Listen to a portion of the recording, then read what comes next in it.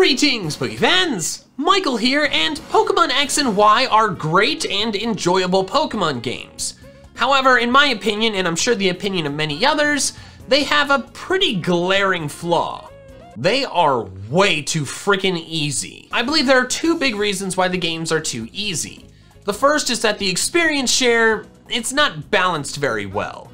The Gen 1 Experience All didn't work properly, so this was the devs' first functional attempt at having the experience share affect all party Pokemon in an attempt to remove grinding, which, to me, is a good thing. Grinding sucks. However, this first iteration of it was too good. Through just normal gameplay, your team ends up over-leveled compared to the gym leaders. So the first way of fixing X and Y being too easy is to just make the experience share more balanced. But the second big reason why X and Y are too easy is that the gym leaders and Elite Four members suck. The big boss battles of the games have some of the weakest teams in the entire main series, having too little Pokemon or bad movesets or both. We could fix a lot of X and Y's difficulty problems by simply giving the gym leaders and Elite Four members better teams. Thanks to a suggestion by Pokemaniac Karen, hope I'm pronouncing that correctly, but probably not, the focus of today's video will be my attempt at giving the X and Y gym leaders and Elite Four members better teams to make their difficulties more appropriate and not so stinking easy in a lot of cases. I will be making my decision for their new team members as if I was picking teams for a fictional Pokemon Z version, an enhanced version of X and Y that never happened. So that means my choices will be the Pokemon that were available in X and Y, plus the new Omega Ruby and Alpha Sapphire Mega Evolutions, if that species is in the Kalos Pokedex. Before I dive into that though, I want to take a second to thank the sponsor of this video, the Battle Cats, a really fun mobile game that is celebrating 50 million downloads. The primary goal of Battle Cats is to take over the world using your armies of adorable, ridiculous, and always hilarious cats. You have to strategically decide when to send out which cats in order to crush your enemies. Now you get what you deserve, that's right! First try! You can build up a massive collection of cute and sometimes wild cats, my favorite of which are these little sushi cats that suddenly whip out guns. I love that cat so much, they've got the freaking cannons, it's incredible. Pulling new cats can also be extremely exciting, especially when you pull one of the rarest ones like I did. Ooh! That is sick! I have a whole video on my second channel, MandJTV Plays, where I had a ton of fun playing the Battle Cats, and I know you'll enjoy the game too. Download it using the link in the description below on either iOS or Android, and take part in their 50 million downloads celebration. A really awesome event where you can get cool in-game rewards, limited edition stages, and the Superfest capsule set, which gives you extra high chances of pulling top-tier Uber Cats. Thanks again to the Battle Cats for sponsoring this video, but now let's dive into fixing the Kalos Gym Leaders team, starting with Viola, the Bug-type Gym Leader. And honestly, I think her team is fine. Viola has two Pokemon in her gym battle, a Surskit and a Vivian. Neither of them have full movesets, but she's also the very first gym leader, so I can let that slide. But also, the number of Pokemon that she has is completely fine, because 2 Pokemon is a very normal amount of Pokemon for a first gym leader to have. In fact, every first gym leader in the entire main series has 2 Pokemon, aside from 2 exceptions. Roxanne in Emerald, and Rourke. If we really wanted to give her a third Pokemon, I suppose we could give her another one of the bug types that's available early in X and Y, like Burmy or Ladybug or Metapod, but I genuinely don't think that's necessary. Viola's team, in my opinion, is appropriate. Next up is Grant, the Kalos gym leader voted the second most difficult in my video from last week about the toughest gym leaders in every game. The reason he got some votes is because his rock type Pokemon can't be simply blasted away by your grass or water type starter.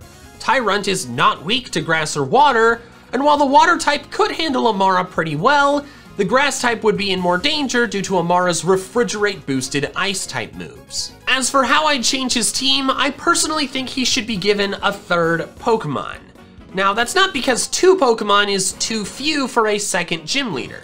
In fact, of all the second gym leaders in the main series, about half of them have 2 Pokemon, the other half have 3. But the thing about Grant is that his team has the highest levels of any second gym leader in the entire main series. Most others have their Pokemon range from about level 17 to about level 22, but both of his Pokemon are level 25. When your team is that high of a level, you should have 3 Pokemon minimum in my opinion. I think a great Pokemon that could be added to his team would be Binacle. It's widely available by smashing rocks on the beach right near his gym, plus it would make it so the water and grass type starters are a bit more balanced out. The water starter's better at handling Amara, while the grass starter would be better at handling Binacle. Next up is Karina, the community voted most difficult gym leader in X and Y in my toughest gym leaders video. I think her squad of 3 Pokemon is acceptable. The vast majority of 3rd gym leaders have 3 Pokemon, the only exceptions being Lieutenant Surge in Yellow, Watson in Emerald, and Whitney in all of her games. But Whitney's Miltank is so freaking difficult that Miltank alone should count as 5 Pokemon. But while I don't have a problem with Karina's team composition, I have a problem with their movesets. The Pokemon are all level 28 and above. Not having 4 moves is fine for the earliest gym leaders, but when your team is close to having a fully evolved starter, the gym leader you are facing should have 4 moves on every Pokemon. Also, their move coverage is terrible. Literally, her only way of damaging a ghost-type Pokemon is Rock Tomb on Machoke, which is ridiculous. Give Hawlucha a flying-type move like Wing Attack or Aerial Ace, give Mienfoo Payback so that there's some counter coverage on Psychic types, and give Machoke pretty much anything. Maybe Seismic Toss. Also, if you wanted to make Hawlucha extra nasty, you could give it a Citrus Berry. Not only would it be able to heal some of the damage you do, but then Citrus Berry going away would activate its Unburden. I figured they could have done this with the final Pokemon of all the gym leaders. I mean, they did it in other games, why not give these Pokemon held items? Next up is the 4th gym leader, the grass type specialist, Ramos. And side note, the interior of his gym is the best gym interior in any Pokemon game. Just wanted to throw that out there, I really want his gym. Ramos has 3 Pokemon, which is very normal for a 4th gym leader. All the others have 3 or 4 Pokemon, but most have 3. I think he could absolutely be given a 4th Pokemon though, since his Pokemon are on the higher level end of 4th gym leaders. If he was given a 4th Pokemon, I'd want it to be Trevenant. It's the only new Gen 6 grass type that wasn't featured on any main boss's team. Or was not the starter. The rest of his team needs a bit of work though. Again, there's the issue with their movesets not being complete. Weepinbell's is complete, but it's flawed because it's a Weepinbell.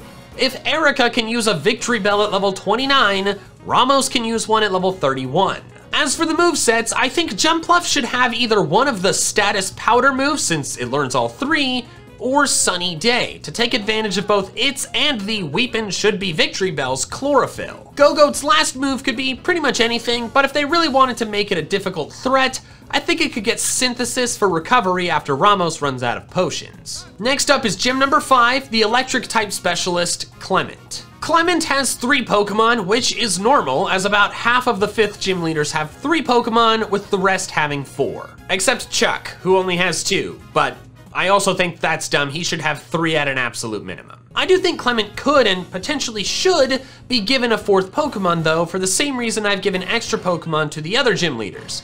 His Pokemon are at a higher level than a good chunk of the other gym leaders at the same number. To me, his 4th Pokemon is an easy pick, Dedenne. It's the only other Gen 6 electric type aside from Heliolisk. It would make him have 2 Pikachu clones though, so we can swap Emolga out for one that Elisa didn't use in the immediately previous games. My vote is for Lantern. His Pokemon also have the problem of not having 4 moves, and I think the easiest way to fix that is just give them all Thunder Wave.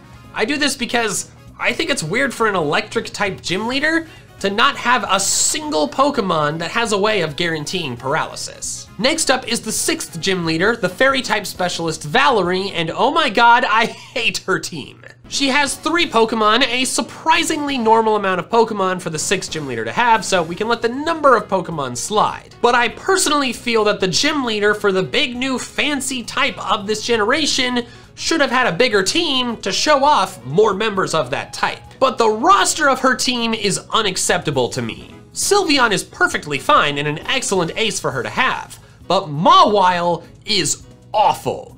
Not only is it an extremely weak Pokemon without its Mega Evolution, but the moveset is complete garbage.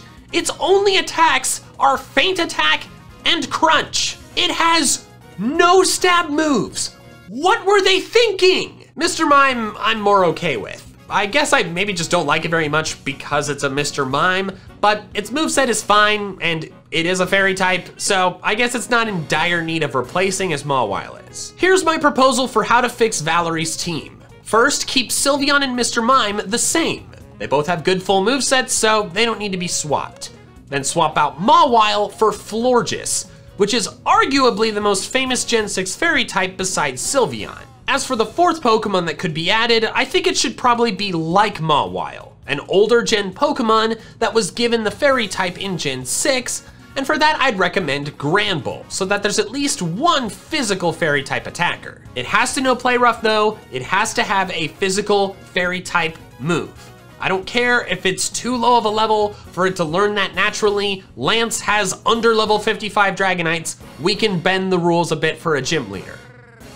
Also, it should have Fire Fang for steel coverage. Next is the 7th gym leader, the Psychic type specialist, Olympia. She only has 3 Pokemon, and while there are instances of 7th gym leaders only using 3 or fewer Pokemon, specifically Blaine in Yellow, Price, Tate and Liza in Not Emerald, Bryson and Drayden, I personally am of the opinion that a 7th gym leader should have 4. To me, that 4th Pokemon is obvious, Malamar. I picked Malamar because it's the only non-starter and non-mythical Psychic type Pokemon introduced in Generation 6 that she doesn't already have. If you think that Malamar is too evil for Olympia's aesthetic, then you can swap it out for a male Meowstic, which is still the same species as her female one, but it looks different and has different stats, so that'd be cool to see both. Thankfully, minimal moveset changes are necessary since all 3 of them have fully fleshed out sets. The only change I'd make would be giving Slowking a water type attack over Power Gem. But then after battling Olympia, a turning point in the game occurs. You take on a Mega Evolution in a regular battle for the first time. Your final battle against Lysander features him using a Mega Gyarados. Prior to this, the only Mega Evolution you've battled against in-game was Karina's Lucario, which isn't a regular battle because it's just Mega Lucario versus Mega Lucario. Side note, that's actually another reason why X and Y are so easy. You have had Mega Evolution from the 3rd gym onward, and no one else has. To be fair, I do get why they didn't give Mega Evolution to the gym leaders, at least the first few gym leaders after you get Mega Evolution. A lot of Pokemon evolve later, and taking on a Mega Evolution when you don't have a fully evolved team, I think might be too difficult in some cases. But when you have that Lysander battle and he uses a Mega Gyarados, the training wheels should be off. Your team is all at level 50 or above. You have access to multiple Mega Evolutions. You have now taken one on in a regular battle. From that point on, every single major boss battle, the rest of the game, should have a Mega Evolution, and they don't. It blows my mind that the generation that introduced Mega Evolution and put so much emphasis on it has you fight so few of them. You fight the Lucario with Karina, with just your Lucario. You fight Lysander's Mega Gyarados, and then you don't fight anymore until the champion's Mega Gardevoir. The entire main story, you fight 3. That is absurd. The trainers most severely impacted by this are Wolfric and the Elite Four members. And I'll first discuss Wolfric, who I think is arguably the least impressive final gym leader in the entire main series. The first thing you'll notice is that he only has 3 Pokemon. That is absolutely unacceptable. The final gym leaders in every other region except one have a minimum of 4. The only exception are the final gym leaders in the Unova region, and I also think it's unacceptable that they only have 3 Pokemon, but they get a bit more slack since their typings are tougher to deal with than Ice. The final gym leader is the last big test before the Pokemon League, for crying out loud. I think 5 Pokemon for all of them would be ideal. 4 I can live with, but 3 is a big no-no. As for what his 4th Pokemon should be, I would love to give him an Aurorus, but since Grant already has an Amara, that's sadly off limits. Instead, I think he should have a Mamoswine. All his ice types are pretty angry and scary looking, so it suits him well. Plus, no other gym leader has ever used a Mamoswine in their initial battle before. Then, of course, is the matter of what his Mega Evolution should be, and this one's pretty obvious. Mega Abomasnow. He already has the Abomasnow, so you could easily just slap a Megastone on it in addition to giving it a 4th move. Plus, there's established precedent. In the anime, Wulfric has a Mega Abomasnow. Why not give him one in the games too? So all that leaves us with is the Kalos Elite Four, a group that in my opinion is anything but elite. Why? Well, they only have 4 Pokemon each. Are you kidding me? It's the Elite Four. Elite Four members have 5 Pokemon. That's how it works. Literally every other Elite Four member has 5 Pokemon. Except the Unova Elite Four, but it's not okay for them either. So how do we fix this? Well, it's very simple. We add a Mega Evolution onto each of their teams. This solves 2 problems at once. Them not having Mega Evolution, and them only having 4 Pokemon. We will start with Seabolt, and a quick reminder of what I mentioned at the beginning of the video, this would be for an enhanced version. So, the Oris Mega Evolutions are fair game, assuming their species is in the Kalos Pokedex. Therefore, the available Water-type Mega Evolutions are Blastoise, Gyarados, and Sharpedo. Both Gyarados and Sharpedo are used by other Evil Team leaders in Gen 6, so Mega Blastoise goes to Seabolt. If you think an Elite Four member's ace should not be a starter, Flint from Diamond and Pearl and also Seabolt from the anime would disagree with you. Next up is Malva, the Fire-type specialist. The available Mega Evolutions for her are just the Mega Charizards and Mega Houndoom.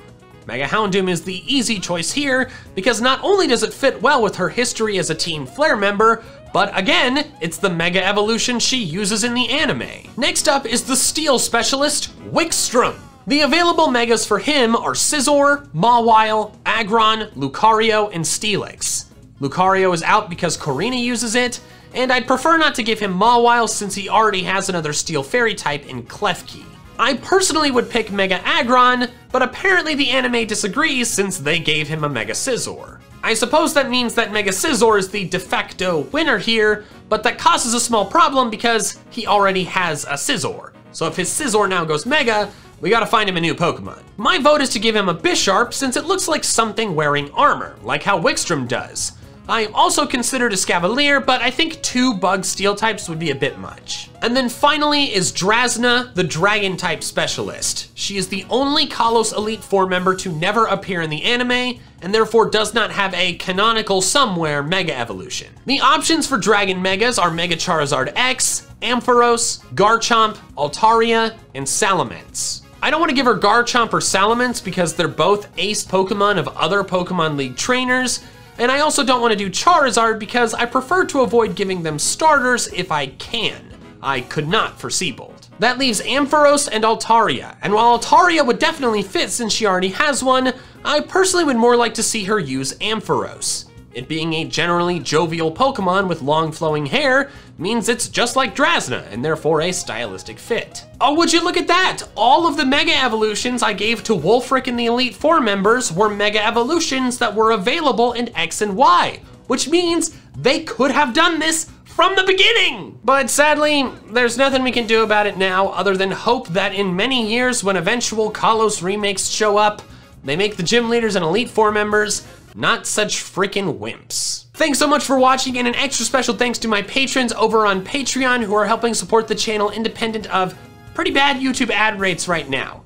If you want to support me in the same way, the link is in the description below. Also, don't forget to check out the Battle Cats. Thanks again to them for sponsoring this video. All right, that's all I have for now. So until next time, big fans, gotta catch them all.